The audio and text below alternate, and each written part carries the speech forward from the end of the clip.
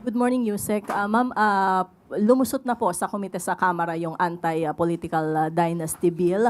Pero may ilang mambabatas na binawi yung kanilang suporta, umatras sa co-sponsorship ba? Dahil hindi sila sang-ayon dun sa bersyon na ipinasa. Actually, ang sabi ni Congressman Erice ay nambobola lang si Presidente na priority measure itong anti-political dynasty bill. Ano pong reaksyon ng Malacanang? Bakit naman po kay Pangulo isisisi? Kung ayaw niya ng version sa House of Representatives, di sa pagka nagkaroon po ng pagdebate, debatihin niya po munang mabuti. Ilabas niya na lahat ang kanyang talino. At kung anong kahihinatnan niyan, hindi naman po siyang mag-isa lang ang magdidesisyon niyan.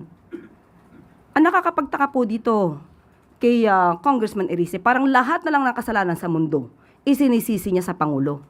Trabaho po nilang gumawa ng batas. Kaya trabahuhin niya po iyan kung anong gusto niyang version. Ma'am, nabanggit niyo po dati na nag-usap si Presidente at si E.S. Recto doon sa posibleng mga probisyon na laman nitong bill na ito. Ano po ba yung gustong ma-achieve ng Presidente at ginawa niyang prioridad itong anti-political dynasty? Katulad nung aking sinabi, yung pinakahuling LEDAC meeting po, yun po talaga ang inuna niya na gusto niya po itong maipasa.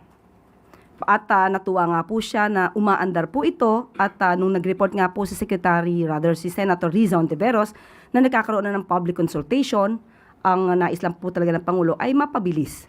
At kung ano ang pinakamagandang batas para sa anti-political dynasty bill or rather law, yan po ang nais ng Pangulo.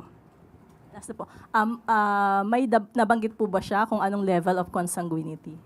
Wala pa po at pinag-aaralan kung second or fourth. O depende po yan sa magiging version. Ang Pangulo naman po ay pag-aaralan kung ano ang pinakamainam na version at total naman po ay manggagaling ito sa Kongreso. So kapag ka po ito nabuo at naipasa po sa Pangulo, yan po ay pag-aaralan.